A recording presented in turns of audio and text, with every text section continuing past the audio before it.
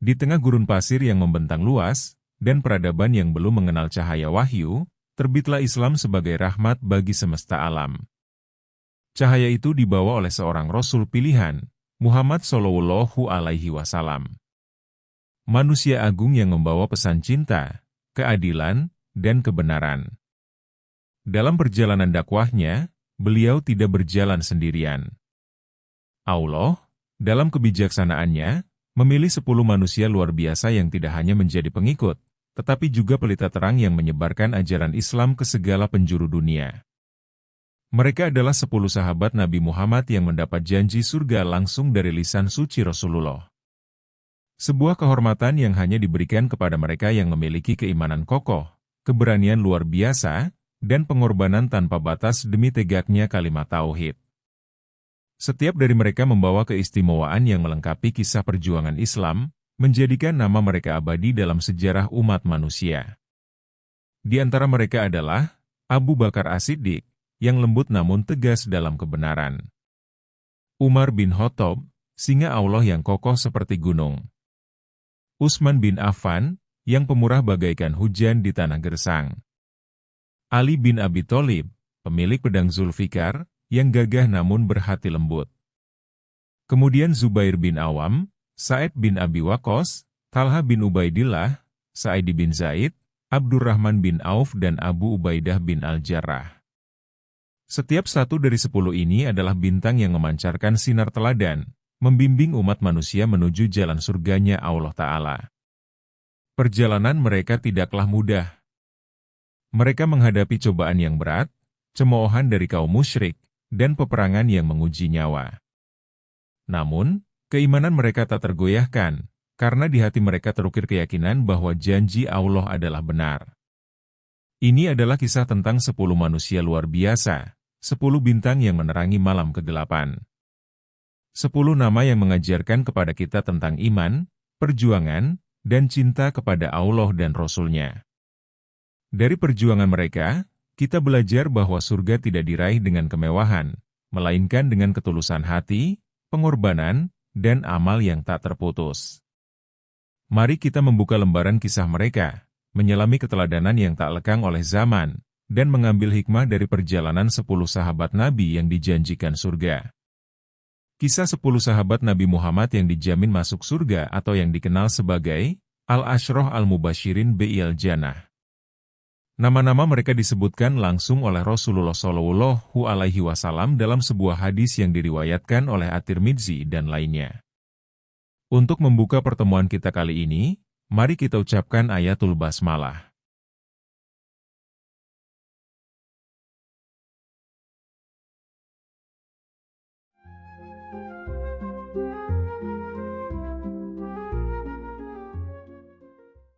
Kisah 10 sahabat yang dijamin surganya, kita buka dengan khalifah pertama umat Islam yaitu Abu Bakar As-Siddiq.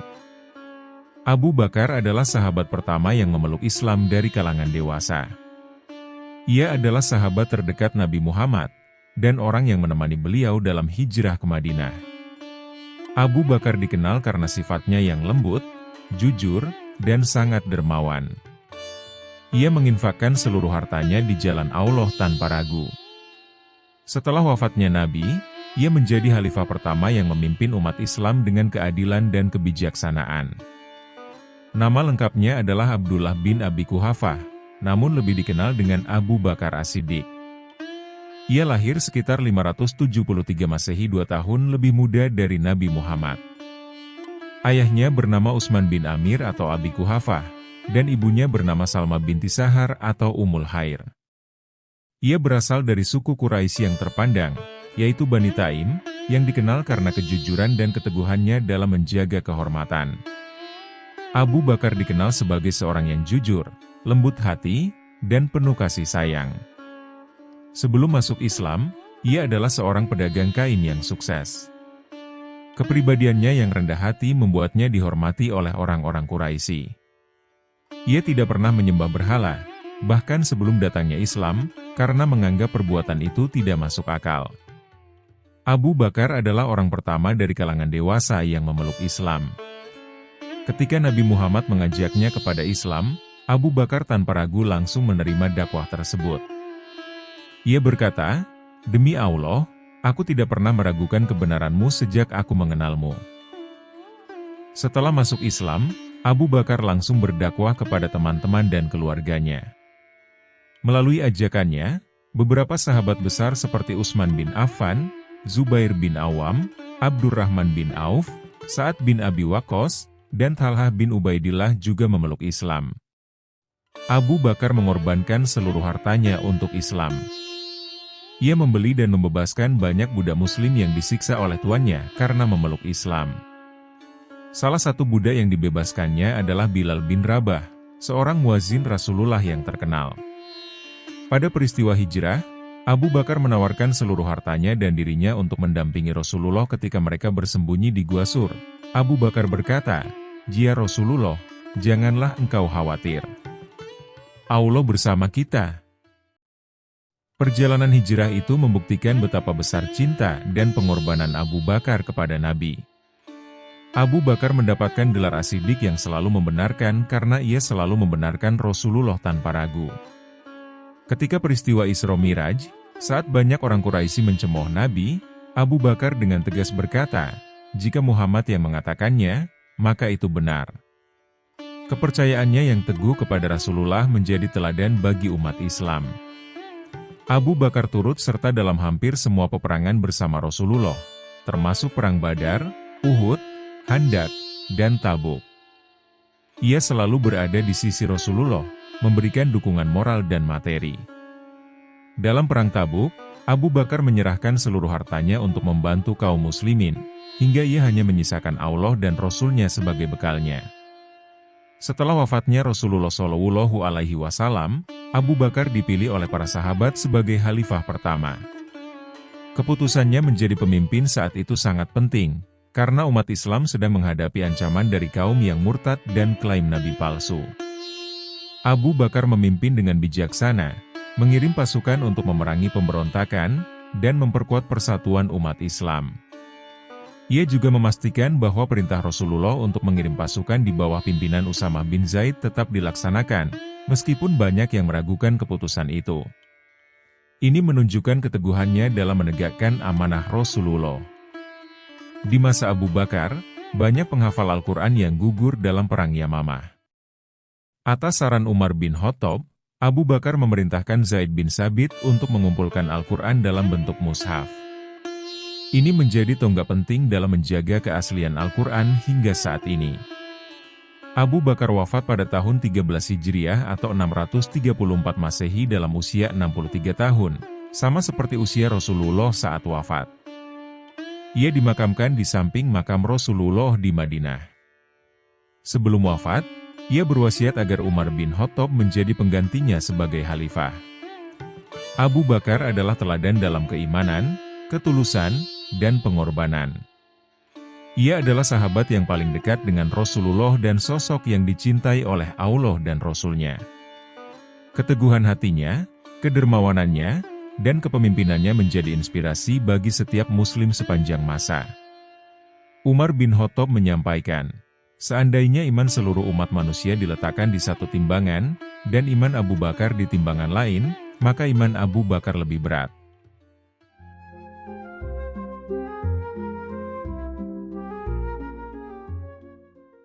Kedua, Umar bin Khattab. Umar adalah sahabat yang terkenal dengan keberanian dan ketegasannya. Sebelum masuk Islam, ia adalah salah satu musuh terbesar Nabi. Namun, setelah menerima hidayah, ia menjadi pendukung setia Islam. Umar adalah khalifah kedua yang membawa banyak kemajuan bagi umat Islam, termasuk dalam administrasi pemerintahan dan penyebaran Islam ke luar Jazirah Arab. Julukannya adalah Al-Faruq, yang berarti pembeda antara kebenaran dan kebatilan. Nama lengkapnya adalah Umar bin Al-Khattab bin Nufail bin Abdul Uzza. Ia lahir di Mekah sekitar tahun 583 Masehi, 13 tahun setelah kelahiran Nabi Muhammad. Umar berasal dari suku Quraisy, Bani Adi, yang dikenal sebagai penjaga urusan diplomatik. Ayahnya, Al-Khattab, adalah seorang yang tegas, sementara ibunya, Hantamah binti Hashim, berasal dari Bani Makhzum. Umar bin Khattab tumbuh menjadi seorang pemuda yang gagah, cerdas, dan memiliki kedudukan terhormat di kalangan Quraisy. Ia dikenal sebagai seseorang yang sangat tegas, bahkan keras, dalam berpendapat. Umar juga memiliki kemampuan berbicara yang baik dan pandai dalam strategi perang serta diplomasi. Awalnya, Umar adalah salah satu penentang utama Islam. Ia sangat marah melihat ajaran Nabi Muhammad yang dianggapnya merusak tradisi nenek moyang Quraisy. Umar bahkan tidak segan-segan menyiksa kaum muslimin yang lemah dan mengancam siapapun yang memeluk Islam. Perubahan besar dalam hidup Umar terjadi ketika ia memutuskan untuk membunuh Nabi Muhammad. Dalam perjalanan menuju rumah Nabi, ia bertemu dengan seorang kerabat yang memberitahu bahwa adik perempuannya, Fatimah binti Khattab, telah memeluk Islam bersama suaminya, Sa'id bin Zaid. Umar pun marah dan pergi ke rumah mereka. Di sana, ia mendengar bacaan Al-Quran dari surah Toha. Ketika Fatimah memberinya lembaran Al-Quran untuk dibaca, Umar yang awalnya marah berubah menjadi tenang. Ia tertegun oleh keindahan dan kebenaran ayat-ayat Allah. Umar pun langsung pergi menemui Nabi Muhammad dan menyatakan keislamannya. Kejadian ini membawa kegembiraan besar bagi kaum muslimin. Masuk Islamnya Umar menjadi tonggak penting bagi perkembangan dakwah Islam. Dengan keislamannya, kaum muslimin merasa lebih percaya diri untuk menjalankan ibadah secara terbuka. Bahkan, Umar adalah orang pertama yang mengajak Nabi dan kaum muslimin untuk melaksanakan sholat secara terang-terangan di depan Ka'bah.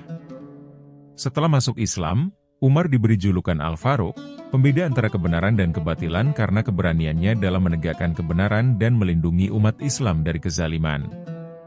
Ia tidak takut menghadapi kaum Quraisy yang menentang Islam.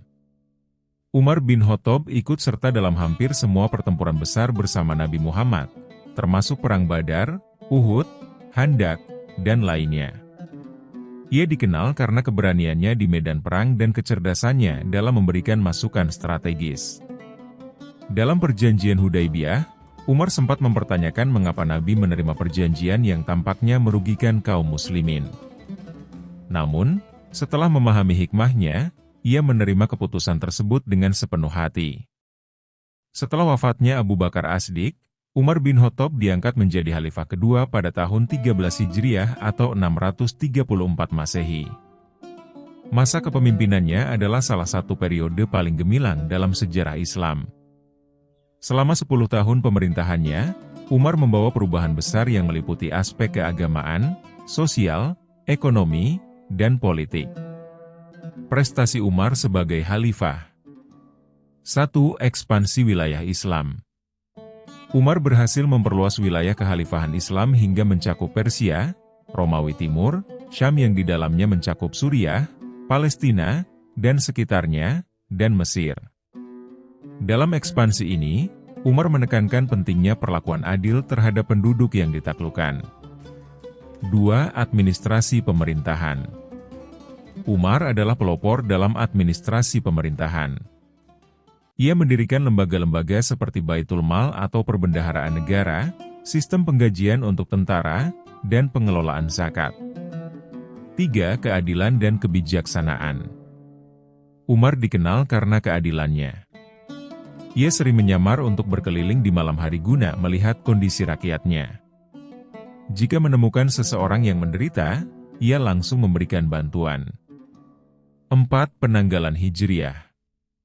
Umar memperkenalkan sistem kalender Islam yang dimulai dari tahun hijrah Nabi Muhammad ke Madinah. 5. Pembangunan infrastruktur. Umar memprakarsai pembangunan jalan, saluran irigasi, dan kota-kota baru seperti Kufa dan Basra di Irak. Umar bin Khattab hidup dengan sangat sederhana meskipun memimpin wilayah yang luas. Ia pernah berkata, "Jika seekor keledai tergelincir di jalan Baghdad, maka aku khawatir Allah akan meminta pertanggungjawaban dariku karena tidak memperbaiki jalannya." Ia juga dikenal sebagai pemimpin yang mendengar keluhan rakyatnya. Suatu ketika, seorang wanita mengeluh tentang harga makanan yang tinggi, dan Umar segera mencari solusi untuk memastikan kebutuhan dasar rakyat terpenuhi. Umar wafat pada tahun 23 Hijriah atau 644 Masehi setelah ditikam oleh seorang budak Persia bernama Abu Lulu'ah Al-Majusi saat sedang memimpin sholat subuh di Masjid Nabawi. Ia meninggal setelah beberapa hari menderita luka parah. Sebelum wafat, Umar menunjuk 6 orang sahabat sebagai Dewan Syuro untuk memilih penggantinya. Umar dimakamkan di samping makam Nabi Muhammad dan Abu Bakar As-Siddiq. Umar meninggalkan warisan besar dalam sejarah Islam. Kepemimpinannya yang adil, keberaniannya dalam menegakkan kebenaran, dan dedikasinya kepada rakyat menjadi teladan bagi para pemimpin sepanjang masa. Umat Islam mengingatnya sebagai pemimpin yang selalu memprioritaskan kepentingan umat di atas segalanya. Kami tidak akan pernah bisa membalas kebaikan Umar bin Khattab, kata Ali bin Abi Thalib, kecuali dengan doa kepada Allah agar ia memberinya surga tertinggi.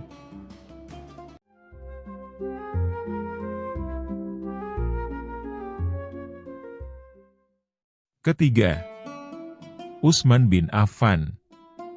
Utsman adalah sahabat yang terkenal dengan kekayaan dan kedermawanannya. Ia berasal dari suku Quraisy yang terpandang. Utsman menginfakkan hartanya untuk membiayai perjuangan Islam, termasuk dalam perluasan Masjid Nabawi. Utsman menjadi khalifah ketiga dan dikenal karena menyatukan mushaf Al-Quran dalam satu versi yang seragam. Ia syahid di tangan para pemberontak saat memimpin umat Islam. Nama lengkapnya adalah Utsman bin Affan, bin Abil As, bin Umayyah, bin Abdu Syam, bin Abdu Manaf. Ia berasal dari Bani Umayyah, salah satu kabilah Quraisy yang terpandang. Ibunya bernama Arwa binti Quraisy, dan ia adalah cucu dari bibi Rasulullah dari pihak ibu. Utsman lahir sekitar 6 tahun setelah kelahiran Nabi Muhammad di Mekah. Utsman bin Affan dikenal sebagai sosok yang jujur, dermawan, dan sangat lembut. Sebelum masuk Islam, ia adalah seorang pedagang yang sangat sukses dan kaya raya. Namun, kekayaannya tidak membuatnya sombong, dan ia dikenal sebagai pribadi yang sangat rendah hati. Utsman tidak pernah menyembah berhala sepanjang hidupnya. Meskipun masyarakat Mekah pada saat itu, mayoritasnya adalah penyembah berhala. Ia menjauhi minuman keras, perjudian, dan segala bentuk perbuatan yang dianggap hina dalam masyarakat Arab. Utsman bin Affan adalah salah satu orang yang pertama kali masuk Islam melalui dakwah Abu Bakar As-Siddiq. Ketika Abu Bakar mengajaknya memeluk Islam, Utsman langsung menerima tanpa keraguan. Ia berkata, "Aku tidak pernah mendengar sesuatu yang lebih benar dari ajaran Muhammad." Keislamannya membuat keluarganya marah. Utsman bahkan sempat disiksa oleh pamannya, Hakam bin Abil As, yang mengikatnya dengan tali dan memaksanya meninggalkan Islam. Namun, Utsman tetap teguh pada keimanannya. Utsman memiliki kedudukan istimewa di hati Nabi Muhammad. Ia menikahi Ruqayyah, putri Nabi, yang membuatnya semakin dekat dengan Rasulullah. Ketika Ruqayyah wafat setelah Perang Badar, Nabi menikahkan Utsman dengan putrinya yang lain, yakni Ummu Kulsum. Karena itu, Utsman dijuluki Dzunurain atau pemilik dua cahaya, satu-satunya sahabat yang menikahi dua putri Nabi. Utsman bin Affan dikenal sebagai sahabat yang sangat dermawan. Ia menginfakkan hartanya untuk kepentingan Islam tanpa batas. Beberapa peristiwa penting yang menunjukkan kedermawanannya, antara lain. 1. Pembelian sumur Raumah. Kaum muslimin di Madinah mengalami kesulitan air minum karena sumur yang ada dimiliki oleh seorang Yahudi. Utsman membeli sumur itu dengan harga yang sangat tinggi dan menghibahkannya untuk kepentingan umum. 2. Perang Tabuk. Ketika kaum muslimin kekurangan perbekalan untuk perang, Utsman menyumbangkan 1.000 dinar, 300 unta, dan 50 kuda. Rasulullah bahkan berkata, tidak ada yang akan membahayakan Utsman setelah hari ini. 3. Perluasan Masjid Nabawi.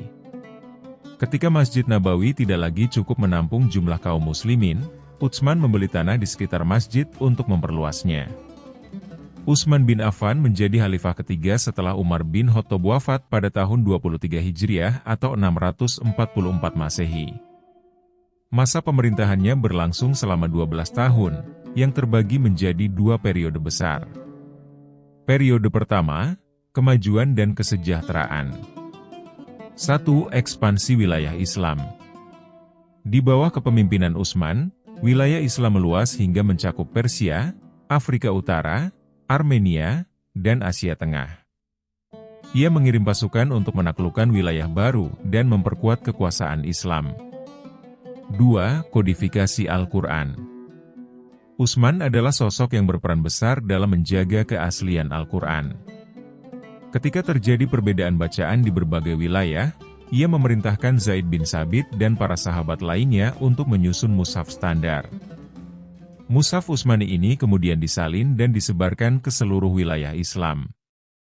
3. Peningkatan infrastruktur.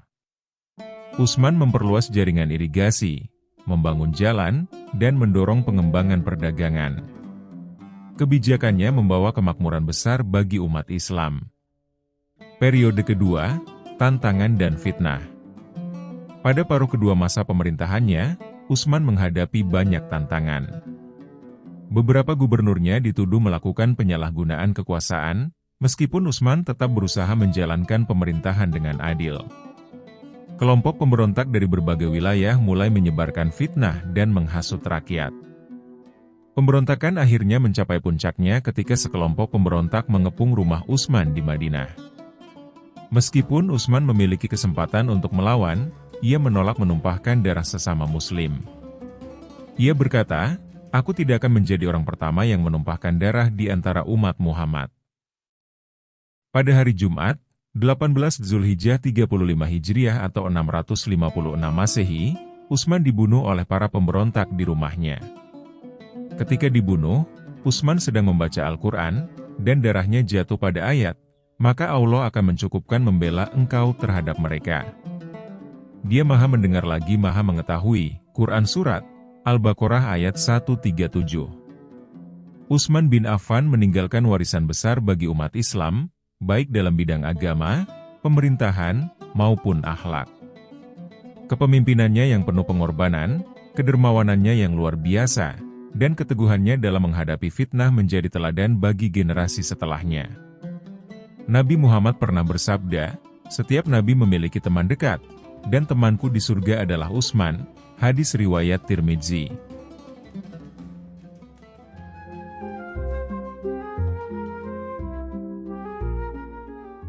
4. Ali bin Abi Thalib. Ali adalah sepupu sekaligus menantu Nabi Muhammad SAW.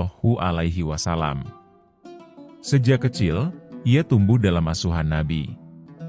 Ali dikenal sebagai seorang yang sangat cerdas, pemberani, dan fasih berbicara. Ia adalah khalifah keempat dalam Khulafaur Rasyidin dan merupakan sosok pemimpin yang adil. Ali juga terkenal karena kebijaksanaannya dalam menyelesaikan berbagai perselisihan. Nama lengkapnya adalah Ali bin Abi Thalib bin Abdul Muthalib bin Hashim bin Abdu Manaf. Ia adalah putra dari Abi Thalib, paman Nabi Muhammad, dan ibunya bernama Fatimah binti Asad.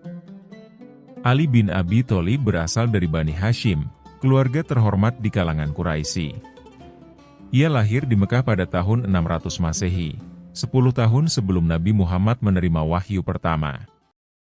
Ali tumbuh dalam lingkungan yang penuh kasih sayang. Ketika Nabi Muhammad menikah dengan Khadijah binti Khuwailid, Ali yang masih kecil sering tinggal bersama mereka. Ia diasuh langsung oleh Nabi, yang membuatnya dekat secara emosional dan spiritual dengan Rasulullah. Ali adalah anak muda yang cerdas, pemberani, dan memiliki akhlak mulia. Ia sangat dihormati di kalangan keluarganya meskipun usianya masih muda. Ali bin Abi Thalib adalah salah satu orang yang awal memeluk Islam. Ketika Nabi Muhammad menerima wahyu pertama, Ali yang saat itu masih berusia sekitar 10 tahun langsung menerima ajaran Islam tanpa keraguan. Ia adalah orang pertama dari kalangan anak-anak yang memeluk Islam. Keimanan Ali yang teguh terbukti sejak awal. Ketika kaum Quraisy menekan keluarga Nabi, Ali tetap berdiri di sisi Rasulullah, meskipun usianya masih muda. Keberaniannya ini menjadi ciri khas sepanjang hidupnya. Ali bin Abi Thalib selalu mendampingi Nabi dalam setiap peristiwa penting, termasuk saat dakwah Islam dilakukan secara sembunyi-sembunyi di Mekah. Ketika Nabi mulai mendakwahkan Islam secara terang-terangan, Ali adalah salah satu pendukung yang paling setia. Ketika kaum Quraisy berencana membunuh Nabi dalam peristiwa hijrah, Ali menunjukkan keberaniannya dengan tidur di tempat tidur Nabi untuk mengecoh musuh. Tindakan ini memungkinkan Nabi melarikan diri ke Madinah dengan aman. Peristiwa ini membuktikan pengorbanan dan kecintaan Ali kepada Rasulullah. Setelah hijrah ke Madinah, Ali menikah dengan Fatimah Az-Zahra, putri Nabi Muhammad. Dari pernikahan ini, mereka dikaruniai anak-anak yang menjadi keturunan langsung Nabi, termasuk Hasan dan Husain. Keluarga Ali dan Fatimah dikenal sebagai Ahlul Bait, yang memiliki kedudukan istimewa dalam Islam. Ali bin Abi Thalib adalah salah satu pejuang paling tangguh dalam sejarah Islam. Ia dikenal karena keberanian, keahlian berperang, dan keteguhannya di medan laga. 1. Perang Badar. Dalam Perang Badar, Ali menunjukkan keberaniannya dengan menghadapi para pemimpin Quraisy. Ia berhasil mengalahkan banyak musuh, termasuk beberapa pemimpin penting Quraisy. 2. Perang Uhud. Saat Perang Uhud, Ali melindungi Nabi dengan segenap kekuatannya. Meskipun pasukan Muslim sempat mundur, Ali tetap bertahan di sisi Rasulullah. 3. Perang Khandaq. Dalam Perang Khandaq, Ali menghadapi Amr bin Abduwud, seorang prajurit Quraisy yang terkenal tangguh. Ali berhasil mengalahkannya, yang menjadi salah satu momen penting dalam perang tersebut. 4. Perang Khaibar. Ali juga dikenal sebagai penakluk benteng Khaibar. Dalam perang ini, Ali diberikan bendera pasukan Muslim oleh Nabi, dan ia berhasil membuka benteng musuh yang sulit ditembus. Setelah terbunuhnya Utsman bin Affan, Ali bin Abi Thalib diangkat sebagai khalifah keempat pada tahun 35 Hijriah atau 656 Masehi. Masa pemerintahannya penuh tantangan, termasuk fitnah besar dan konflik internal di kalangan umat Islam. Ali menghadapi pemberontakan yang dipimpin oleh Aisyah, Talhah, dan Zubair. Perang Jamal terjadi untuk menyelesaikan konflik tersebut, meskipun Ali tetap berusaha menghindari pertumpahan darah. Pada Perang Siffin yang terjadi antara Ali dan Muawiyah bin Abu Sufyan, yang menolak kepemimpinan Ali. Perang ini berakhir dengan arbitrasi yang menjadi awal perpecahan politik di kalangan umat Islam. Setelah arbitrasi, sekelompok umat Islam yang dikenal sebagai Khawarij memberontak terhadap Ali.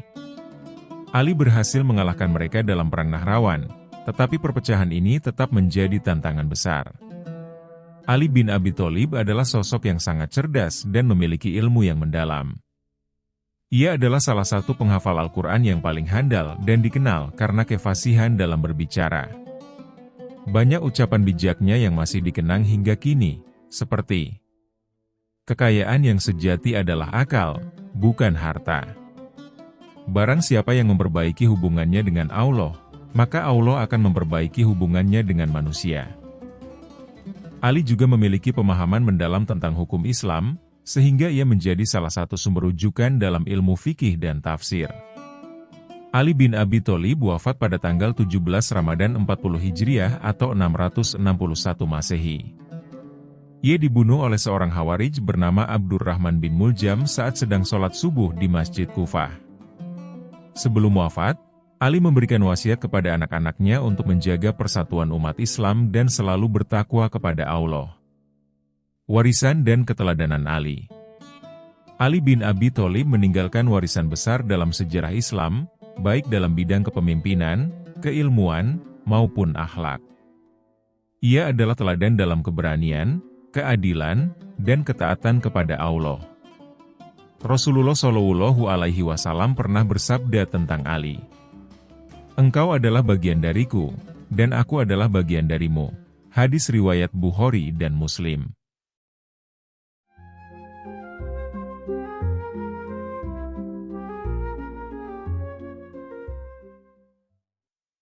Lima, Zubair bin Awam. Zubair adalah sepupu Nabi dan salah satu sahabat yang pertama memeluk Islam. Ia dikenal sebagai pejuang yang tangguh dalam berbagai pertempuran-pertempuran, termasuk Perang Badar dan Uhud.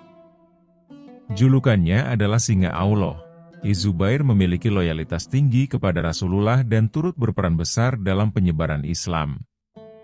Nama lengkap Zubair bin Al-Awwam, bin Khuwailid, bin Asad, bin Abdul Uzza, bin Qusay. Ia berasal dari Bani Asad, salah satu kabilah Quraisy yang terpandang. Ibunya adalah Syafiah binti Abdul Muthalib, yang merupakan bibi Nabi Muhammad. Dengan demikian, Zubair adalah sepupu Nabi. Ia lahir di Mekah sekitar 28 tahun sebelum hijrah atau tahun 596 Masehi. Zubair bin Awam tumbuh dalam keluarga yang terhormat. Ibunya, Syafiah, adalah seorang wanita yang tegas dan pemberani, sifat yang diwariskan kepada Zubair. Ayahnya wafat saat Zubair masih kecil, sehingga ibunya memainkan peran besar dalam mendidiknya. Sejak kecil, Zubair dikenal sebagai sosok yang pemberani, cerdas, dan berjiwa besar. Ia belajar seni berperang dan bela diri sejak usia muda, yang kelak menjadikannya salah satu panglima terbaik dalam sejarah Islam. Zubair bin Awam adalah salah satu dari 10 sahabat yang dijamin masuk surga, Asyrah Mubasyarah. Ia memeluk Islam pada usia 15 tahun, menjadikannya salah satu orang pertama-tama masuk Islam. Zubair masuk Islam melalui dakwah Abu Bakar As-Siddiq. Keislaman Zubair membuat keluarganya marah. Pamannya bahkan pernah menyiksanya dengan melilitkan tikar ke tubuhnya dan membakarnya.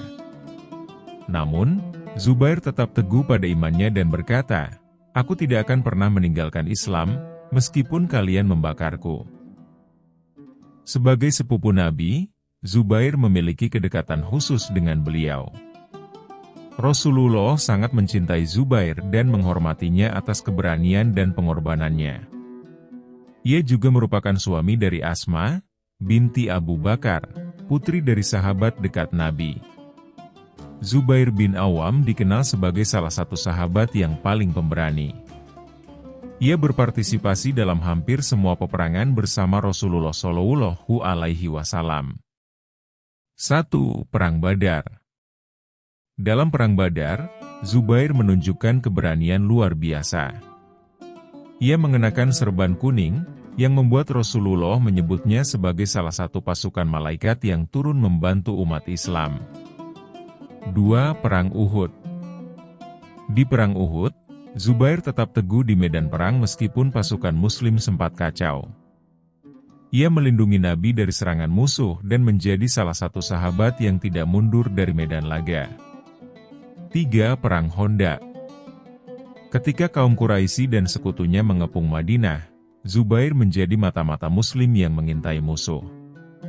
Rasulullah memujinya dengan berkata, "Setiap Nabi memiliki hawari atau pembela setia, dan hawariku adalah Zubair bin Awam." 4. Perang Khaybar. Zubair termasuk dalam pasukan yang menaklukkan benteng-benteng Yahudi di Khaybar. Ia menunjukkan keahlian dalam bertempur dan strategi perang. 5. Futuhat Islam. Setelah wafatnya Rasulullah, Zubair turut serta dalam penaklukan berbagai wilayah Islam di bawah kepemimpinan Abu Bakar, Umar, dan Utsman. Zubair menikah dengan Asma, binti Abu Bakar, dan dari pernikahan ini mereka dikaruniai anak-anak yang kelak menjadi tokoh penting dalam sejarah Islam, seperti Abdullah bin Zubair.